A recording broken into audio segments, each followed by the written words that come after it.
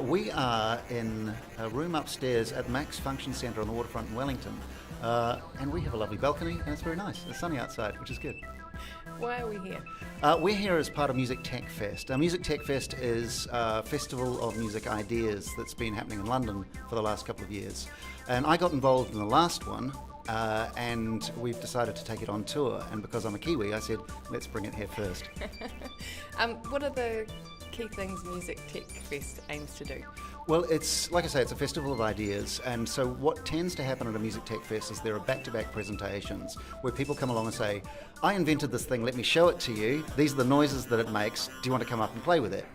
And then we do a series of those. While that's happening, right over the weekend, we have a hackathon going on in another room, which is the bit that we've brought to New Zealand. And a hackathon is essentially, here are some toys to play with, here are some ideas, and here are some challenges. Let's invent the future of music. I'm Adam John Williams. I'm one of the hackers who attended both of the hackathons in London when we ran the festival there 2 years in a row. And while there, I won sort of two of the kind of top prizes. And So modest. well, I was kind of very lucky, and I sort of went in with ideas that I thought could fit sort of kind of various different types of challenges, and moulded them to fit with kind of what the various companies wanted, and it just went down very well. So the directors of Music Tech Fest asked me to come with them to help coordinate the hackathons in different places around the world this year. What are the key qualities do you think you need, or the mindset to do well in these hackathons? I find the thing that's sort of made me be successful at them is the fact that I have a very long kind of musical background, but then also learnt lots of kind of programming. So I'm sort of, usually you get people that come along to the events that fit into one category or the other, the kind of more musical people or the more kind of programming people, whereas I sort of am somewhere in the middle of those, and kind of being able to think of the things in both ways, I think meant that I did quite well. Hey Luke. Hi. Disaster Radio. Hello. What are you doing at this Music Tech Day? I got an email from Andrew Dubber, and I'm coming here to be the dumbest guy in the room. Hopefully it'll work out. I don't know. Though I can solder, so that'll be good. But me with like programming and stuff, my brain shuts down as soon as something breaks. So yeah, like with writing music and MIDI and stuff, like I can see how stuff works and when stuff breaks down. But then yeah, with this sort of tech stuff, it's a little shortcoming. But so that's my trepidation about the day, but we should be good. Maybe I'll just be an ideas man.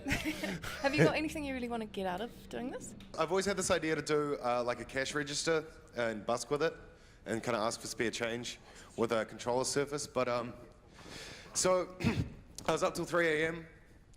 getting this guy nearly accepting DTMF tones into Max for live, and I was just putting the audio input in and it blew up.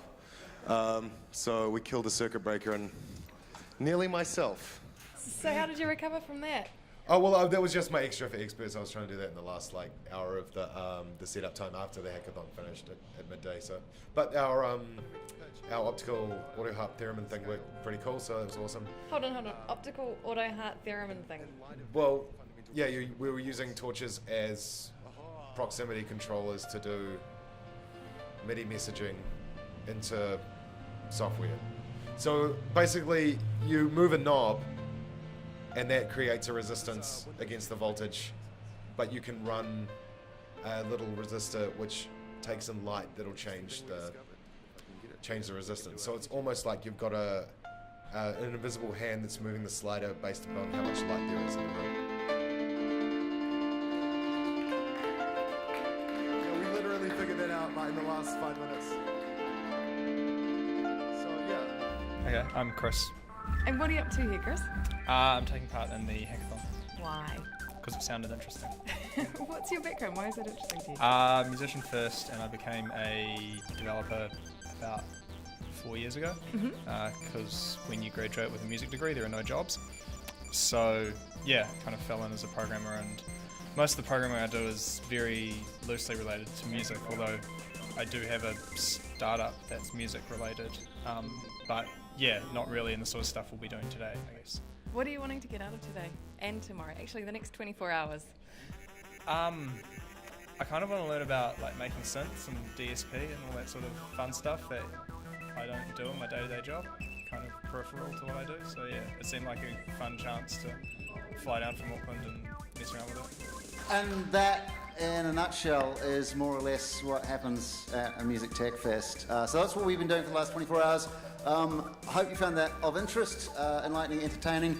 I guess the takeaway message is take stuff to bits, make noises, and we will see you next year.